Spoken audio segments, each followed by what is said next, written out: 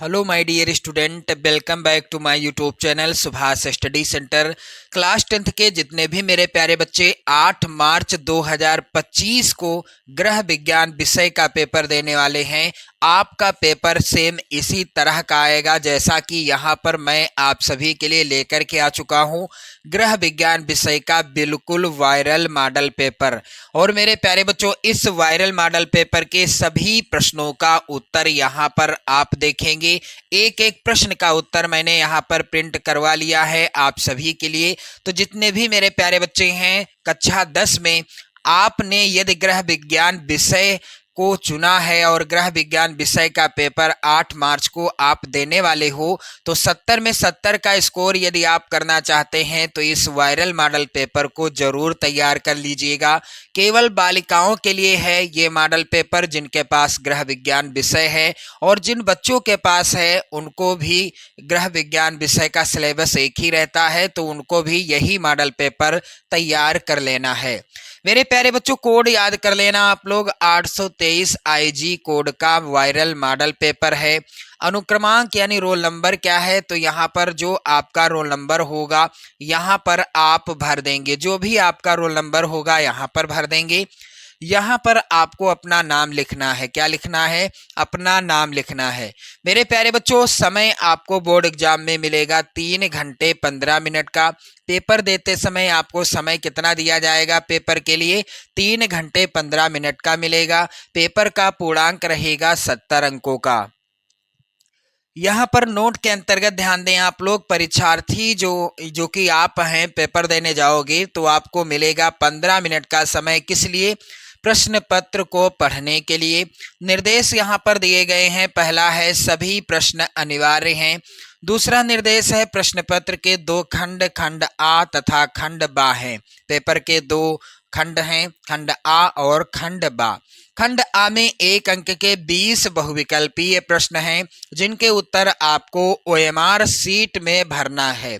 OMR seat आपको मिलेगी जिसमें खंड आ के 20 बहुविकल्पी प्रश्नों का आंसर फिल करना होगा। खंड आ के बाद प्रत्येक प्रश्न का निर्देश पढ़कर केवल प्रदत्त OMR उत्तर पत्रक पर ही आपको उत्तर चिन्हित करना है।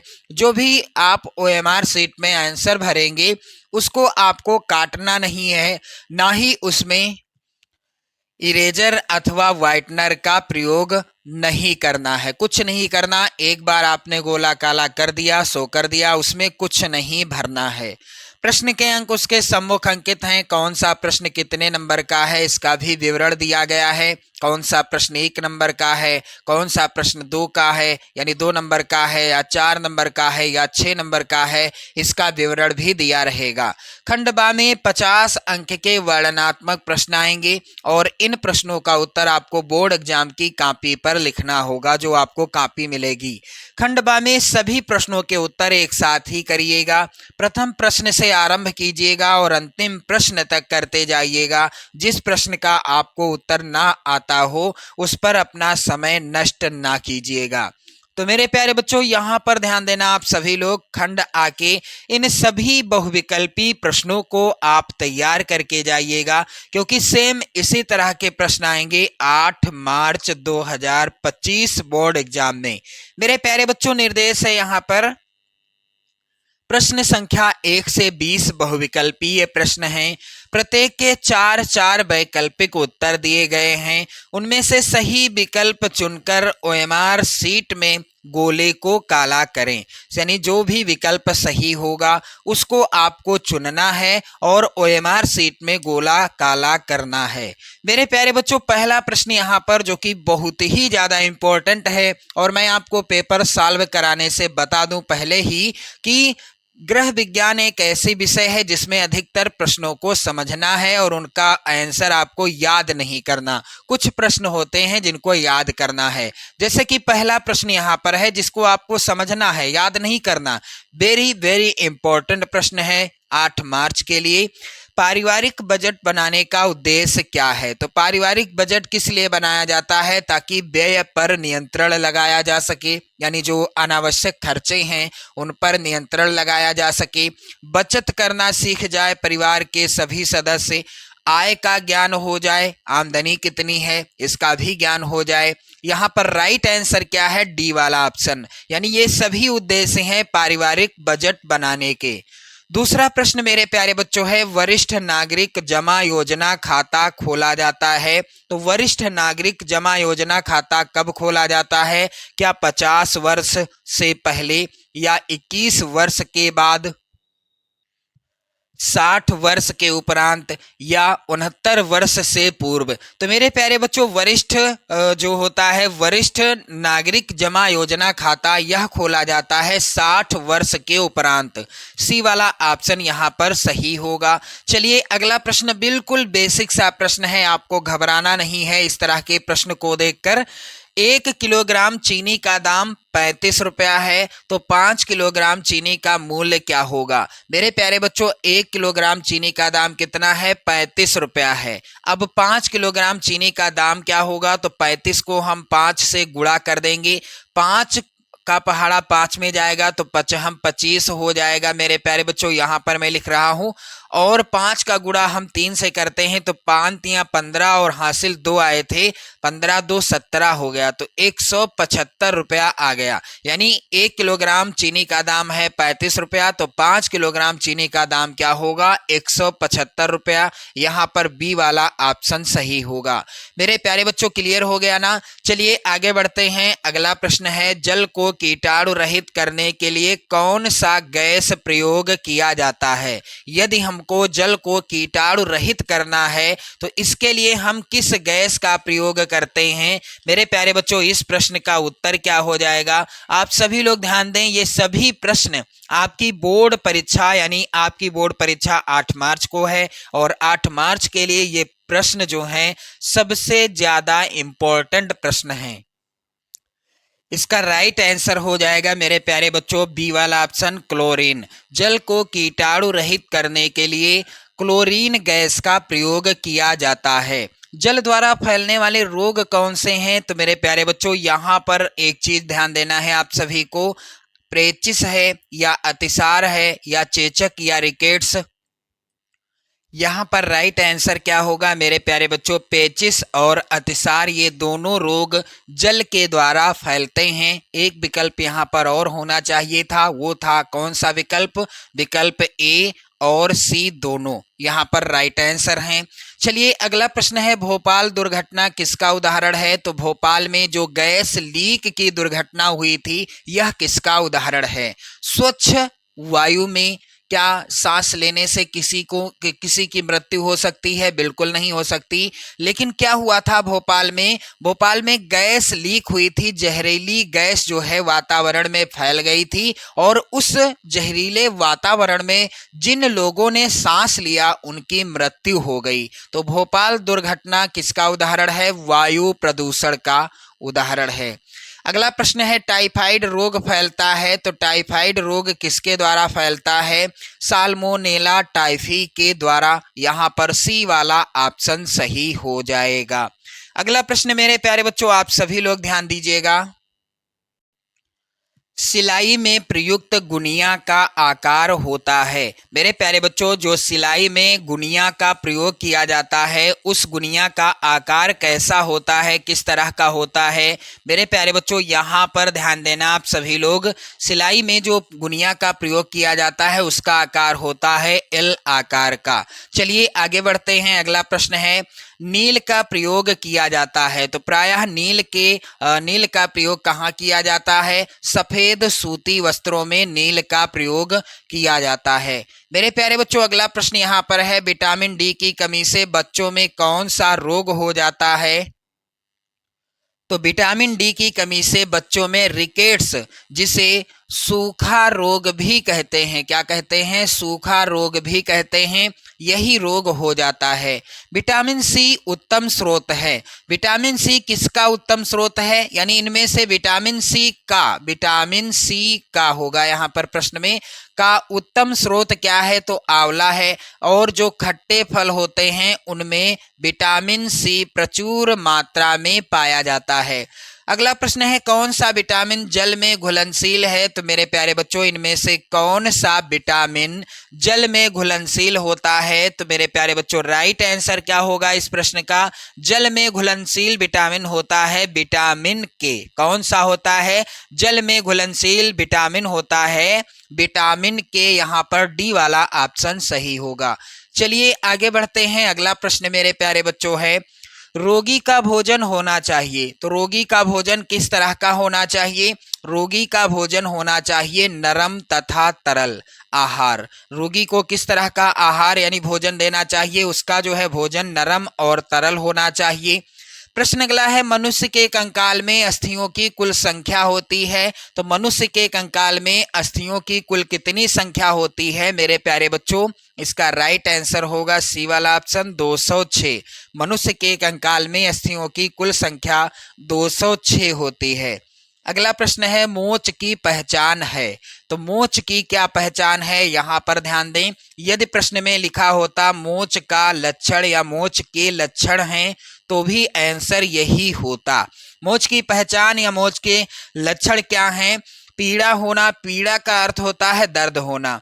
जब किसी को या आपको कभी मोच आई है तो आपने अनुभव किया होगा कि आपको दर्द होगा, क्योंकि मोच की पहचान क्या है? दर्द होता है। सूजन भी आ जाती है जहां पर मोच आएगी, जिस अंग में जिस स्थान पर वहां पर सूजन हो जाएगी। मांसपेशियों में खिंचाव भी होगा। मेरे प्यारे बच्चों इनमें से सभी हो जाएगा राइट आंसर, क्योंकि मोच की पहचान है पीड़ा होना, सूजन होना और मांसपेशियों में खिंचाव। डी वाला ऑप्शन सही है। अगला प्रश्न मेरे प्यारे बच्चों मोस्ट इंपॉर्टेंट है। कह रहा है रक्त की शुद्धि किस अंग में होती है? तो रक्त की शुद्धि किस अंग में होती है? यहाँ पर ए वाला ऑप्शन सही होगा, फेफड़ों में। हमारे रक्त की शुद्धि किस अंग में होती है? शरीर में जो अंग हैं उसमें से जो फेफड़े होते हैं, फेफड़ों में रक्त का शुद्धिकरण होता है। अगला प्रश्न है श्वसन क्रिया में रक्त का शुद्धिकरण किस गैस के द्वारा होता है? तो मेरे प्यारे बच्चों आप लोग ध्यान दें, श्वसन क्रिया में रक्त का शुद्धिकरण होता है ऑक्सीजन गैस के द्वारा। यहाँ पर सी वाला ऑप्शन सही होगा। अगला प्रश्न मोस्ट इंपॉर्टेंट प्रश्न है। कह रहा है कि ठंडे स्पंज में क्या प्रयोग करना चाहिए? ठंडे स्पंज में क्या प्रयोग करना चाहिए? तो यहाँ पर क्या बर्फ का पानी सही होगा, या बर्फ या ताजा पानी, या घुली हुई बर्फ के साथ पानी? तो ठंडे स्पंज में मेरे प्यारे बच्चों बर्फ का पानी का प्रयोग करना चाहिए। यहाँ पर ये हो जाएगा राइट आंसर।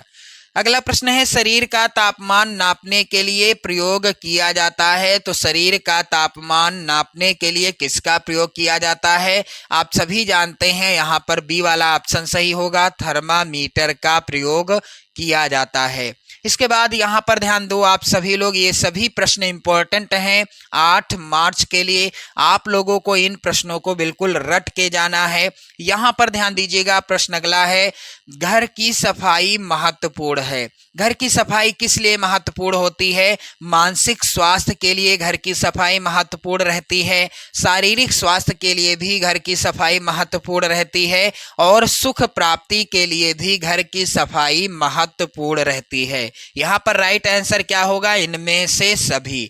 डी वाला ऑप्शन सही हो जाएगा। चलिए अगला प्रश्न यहाँ पर है खंड बा। अब इसमें यहाँ पर निर्देश दिया गया है प्रश्न संख्या 21 से 26 अति लघुत्तरीय हैं। प्रत्येक प्रश्न का उत्तर अधिकतम आपको 25 शब्दों में लिखना है। तो ये सभी प्रश्न आप देख रहे हैं, प्रत्येक प्रश्न 2 नंबर का आएगा और प्रत्येक प्रश्न को आप तैयार करके जाइएगा। ये सभी प्रश्न मोस्ट इंपॉर्टेंट हैं आपकी बोर्ड परीक्षा यानी 8 मार्च 2025 के लिए। चलिए पहला प्रश्न यानी प्रश्न संख्या 21 है। यहाँ पर बजट बनाने का मुख्य उद्देश्य क्या है? तो मेरे प्यारे बच्चों यहाँ पर ध्यान देना आप सभी लोग, प्रश्नोत्तर संख्या 21 का उत्तर क्या होगा यहाँ पर आप लोग समझिएगा। इस प्रश्न का उत्तर, एक एक प्रश्न का उत्तर आपके दिमाग में बैठ जाएगा, क्योंकि प्रश्न ऐसे हैं जिनको आपको रटना नहीं है। ध्यान देना आप लोग, इन प्रश्नों को रटना नहीं है बल्कि अच्छे से समझना है। तो चलिए प्रश्नोत्तर संख्या यहाँ पर 21 का उत्तर क्या है? परिवार के सभी स्रोतों से होने वाली आय का सही सही ज्ञान। परिवार की यानी बजट बनाने का मुख्य उद्देश्य क्या है कि परिवार के सभी स्रोतों से यानी जहां जहां से परिवार में आमदनी हो रही है, जिस माध्यम से उस आय का सही सही ज्ञान होना, इसलिए बजट बनाया जाता है। दूसरा, आय व्यय को नियंत्रित करके समुचित बचत का प्रयास करना, यानी हमारे जो अनावश्यक खर्चे हैं और जो हमारी आमदनी है इसको नियंत्रित किया जाए, यानी हमारे जो अनावश्यक खर्चे हैं उनको नियंत्रित किया जाए और एक बहुत अच्छा बचत करने का प्रयास किया जाए। ये है बजट बनाने के दो उद्देश्य। क्लियर हो गया? चलिए आगे बढ़ते हैं। अगला प्रश्न यहाँ पर है, स्पंज किसे कहते हैं, इसकी कब आवश्यकता पड़ती है? मेरे प्यारे बच्चों, प्रश्नोत्तर संख्या 22 का उत्तर आप लोग यहाँ पर समझिएगा। जब किसी व्यक्ति को, जब कोई व्यक्ति है उसको चोट लगी हो अथवा ऐसी बीमारी से ग्रसित हो जिसमें स्नान कर पाना संभव नहीं है, यानी उसको स्नान करा पाना या स्नान कर पाना संभव नहीं होता है, तब क्या होता है? ऐसी दशा में स्पंज की आवश्यकता पड़ती है। स्पंज करने की पद्धति यह है कि गर्म या ठंडे पानी में तौलिया को भिगोकर निचोड़ लिया जाता है। उसके बाद रोगी के कपड़े उतारकर पूरे शरीर में तौलिया से पोंछा जाता है। इसे ही क्या कहते हैं? स्पंज कहते हैं। क्लियर हो गया? जब कोई व्यक्ति स्नान करने की अवस्था में नहीं है तो क्या किया जाएगा? या तो गर्म पानी हो या ठंडा पानी हो, उसमें तौलिया को भिगो लिया जाएगा, उसको निचोड़ लिया जाएगा। उसके बाद रोगी के पूरे शरीर को उसी तौलिए से पोंछा जाएगा कपड़े उतारने के बाद। उसे ही क्या कहते हैं? स्पंज कहते हैं।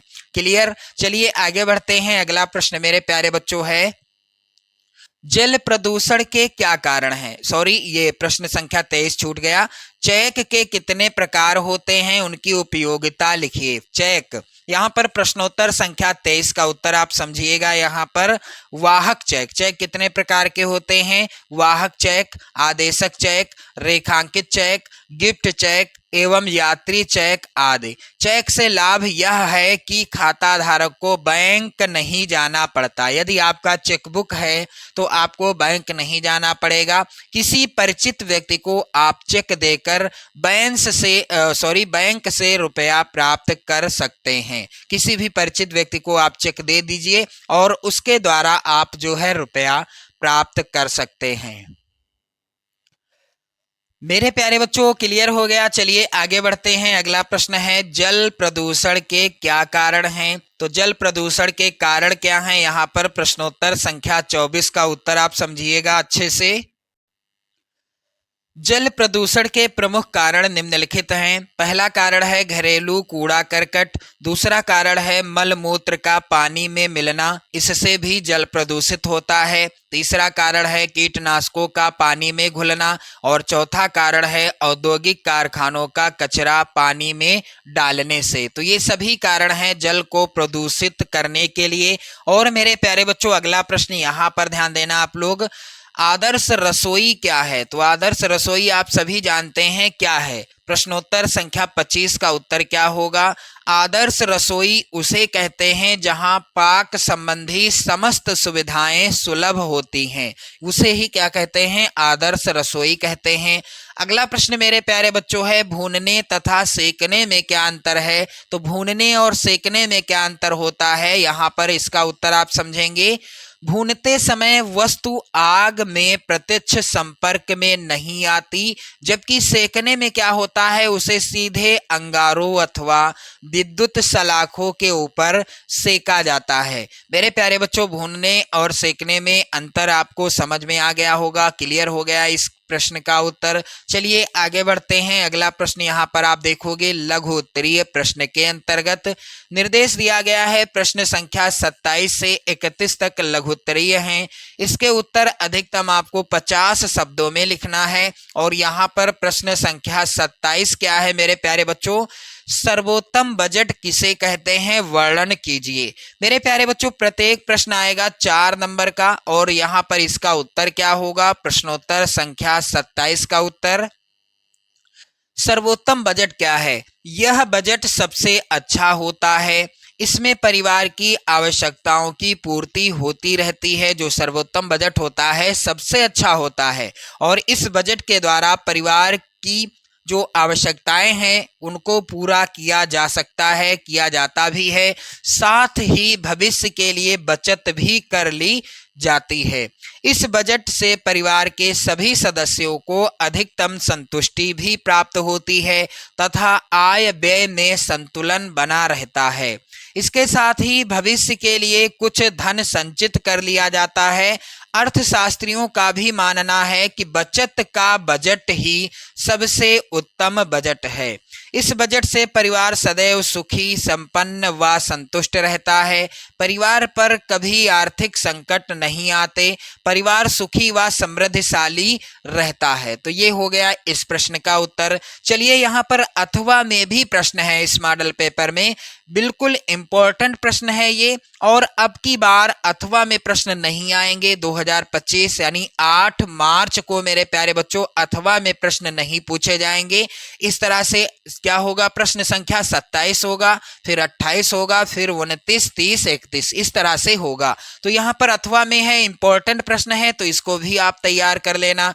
चलिए प्रश्न क्या है, निर्जलीकरण क्या है, इसके लक्षण लिखिए। अथवा में प्रश्न अब नहीं आएगा, ध्यान देना, इस चीज को क्लियर करा दिया है मैंने। फिर आप जो है कंफ्यूज मत होइएगा कि ये क्या है वो क्या है। चलिए आगे बढ़ते हैं। यहाँ पर प्रश्न है निर्जलीकरण क्या है, इसके लक्षण लिखिए। स्क्रीनशॉट आप ले लें। प्रश्नोत्तर संख्या 27 अथवा का इंपॉर्टेंट प्रश्न है, इसे आप जरूर तैयार कर लीजिएगा, यानी इस प्रश्न के उत्तर को आप स्क्रीनशॉट ले लीजिए। चलिए आगे बढ़ते हैं। प्रश्न संख्या यहाँ पर 28 है।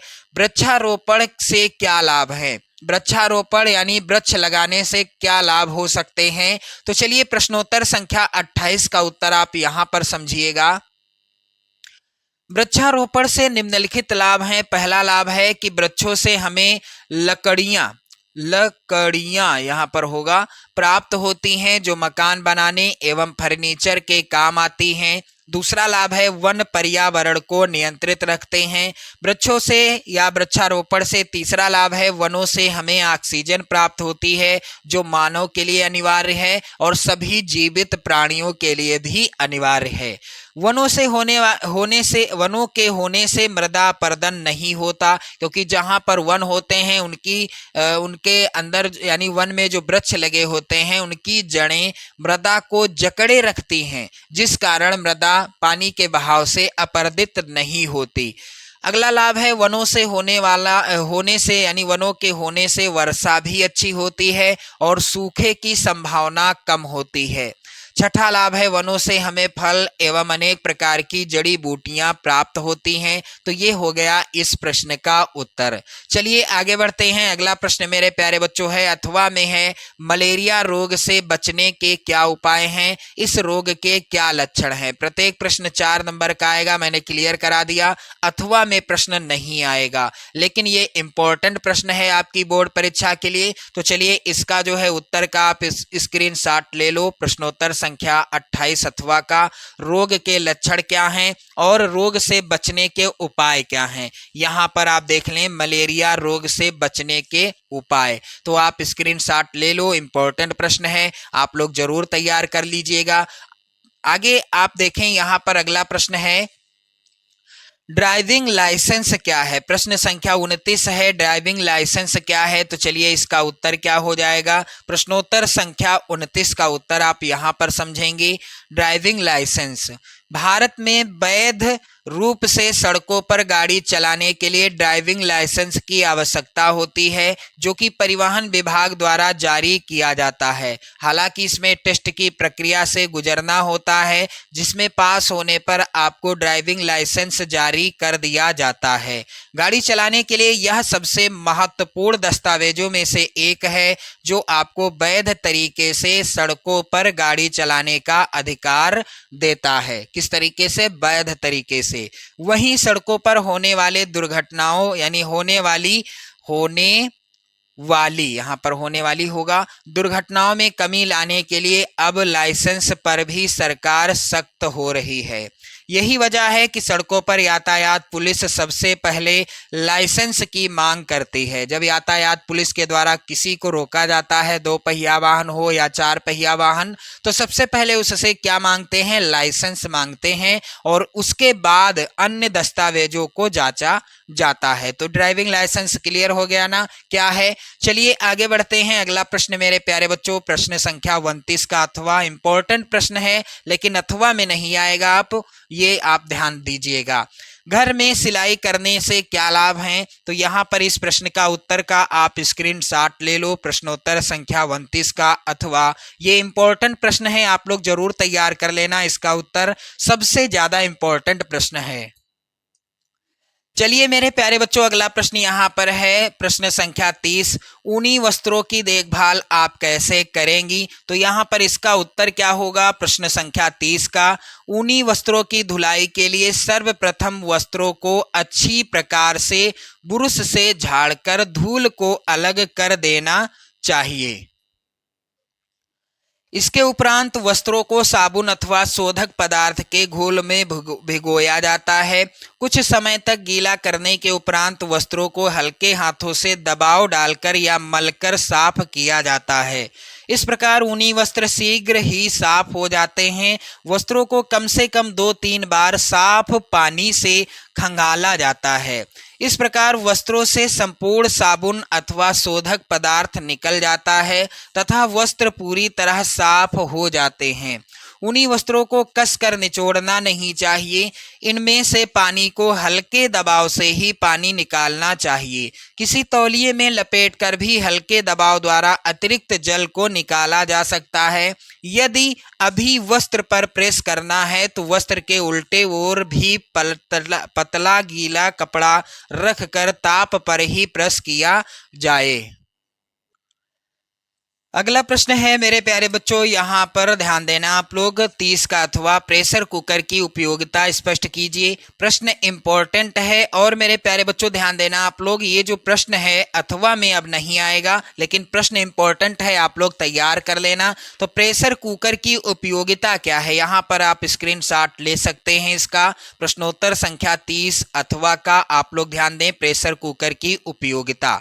अगला प्रश्न है यहाँ पर, भोजन पकाने के उद्देश्य बताइए। ये प्रश्न इंपॉर्टेंट है। चलिए इसका उत्तर क्या होगा? भोजन पकाने के उद्देश्य क्या हैं? तो प्रश्नोत्तर संख्या 31 का उत्तर आप लोग समझिएगा। यहाँ पर भोजन पकाने के निम्नलिखित उद्देश्य हैं। पहला उद्देश्य क्या है? सुपाच्य भोजन, यानी भोजन को पकाने से उसके जटिल अवयव श्वेतसार मांसपेशियों के तंतु आदि टूटकर एक सीमा तक तरल अवयवों में परिवर्तित हो जाते हैं।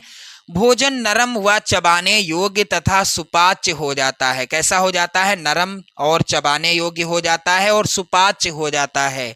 दूसरा है आहार को स्वादिष्ट बनाना।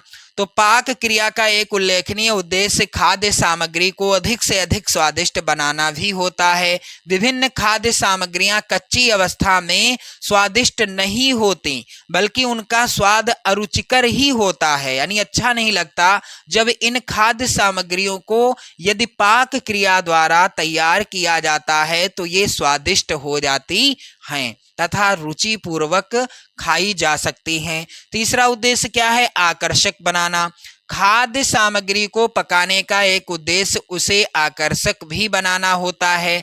पकने पर आहार का जो है क्या होता है? स्वाद अरुचिकर ही होता है। न पकने पर आहार का स्वाद क्या होता है? अरुचिकर होता है। इन खाद्य सामग्रियों को यदि पाक क्रिया द्वारा तैयार किया जाता है तो ये स्वादिष्ट बन जाती हैं तथा रुचि पूर्वक खाई जा सकती हैं। अगला है मेरे प्यारे बच्चों यहाँ पर 5वां, ये थोड़ा मिसप्रिंट हुआ है, आप लोग ध्यान देना। 5वां है आहार को विविधता प्रदान करना।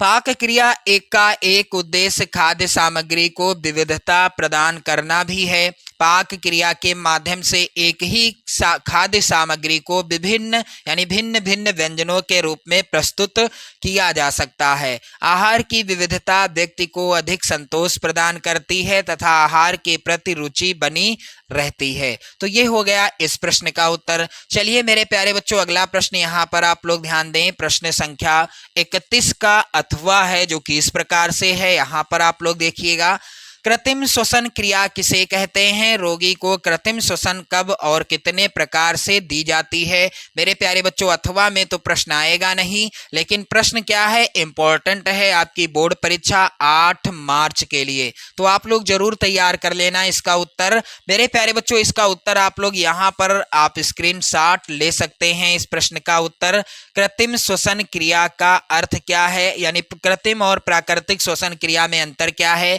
प्रश्नोत्तर संख्या 31 का अथवा आप स्क्रीनशॉट ले लो यहाँ पर, और थोड़ा आप यहाँ पर भी ध्यान दें। ये पूरा हो गया इस प्रश्न का उत्तर। क्लियर हो गया ना? आप स्क्रीनशॉट बिल्कुल अब लीजिएगा। यहाँ से यहाँ तक है इस प्रश्न का उत्तर। आप लोग ध्यान दें, यहाँ से यहाँ तक है। चलिए आगे बढ़ते हैं। अगला प्रश्न आप देखोगे किस तरह का आएगा। यहाँ पर ध्यान देना, दीर्घ उत्तरीय प्रश्न निर्देश दिया गया है। यहाँ पर प्रश्न संख्या 32 से 34 तक दीर्घ उत्तरीय हैं। प्रश्न संख्या 32 व 33 के विकल्प दिए गए हैं। प्रत्येक प्रश्न के एक ही विकल्प का उत्तर आपको लिखना होगा। प्रत्येक प्रश्न के उत्तर आपको 100 शब्दों के अंतर्गत लिखना है। मेरे प्यारे बच्चों, यहाँ पर प्रश्न जो हैं सबसे ज्यादा इंपॉर्टेंट हैं, आप जरूर तैयार कर लेना। 8 मार्च 2025 को 100% यहाँ से प्रश्न आने वाले हैं। 70 में 70 का स्कोर यदि आप करना है तो आपको मेहनत करना पड़ेगा। यदि आप 70 में 70 लाना चाहते हैं तो आपको मेहनत करना पड़ेगा और सभी प्रश्न तैयार कर लेना। ग्रह व्यय में नित्य व्ययता के लिए किन बातों को ध्यान में रखना आवश्यक है? प्रत्येक प्रश्न आएगा 6 नंबर का। अथवा में है, दूषित जल से फैलने वाले कौन कौन से रोग हैं? हैजा रोग के कारण, लक्षण तथा बचने के उपाय लिखिए। ये प्रश्न भी 6 नंबर का आएगा। यहाँ पर प्रश्न संख्या 33 इंपॉर्टेंट प्रश्न है मेरे प्यारे बच्चों। भोजन को पकाकर खाना क्यों आवश्यक है? अथवा हेपेटाइटिस रोग के कारण, लक्षण एवं बचाव के उपाय लिखिए। तो मेरे प्यारे बच्चों, इन सभी प्रश्नों को तैयार कर लेंगे आप लोग। यहाँ पर प्रश्न संख्या 34 भी है यहाँ पर इंपॉर्टेंट। ड्राइवर से क्या आशय है? ड्राइवर के उत्तरदायित्व पर प्रकाश डालिए। तो मेरे प्यारे बच्चों, सेम इसी तरह के प्रश्न आने हैं 8 मार्च को, और मैं आपको बोर्ड एग्जाम से पहले गृह विज्ञान के कई वायरल मॉडल प्रोवाइड कराऊंगा, जहां से आपकी बोर्ड परीक्षा 8 मार्च को प्रश्न आना बिल्कुल 100% तय है। तो वीडियो को लाइक कर दें, शेयर कर दें। चैनल पर यदि आप नए हैं तो चैनल को भी सब्सक्राइब कर लीजिएगा। जय हिंद।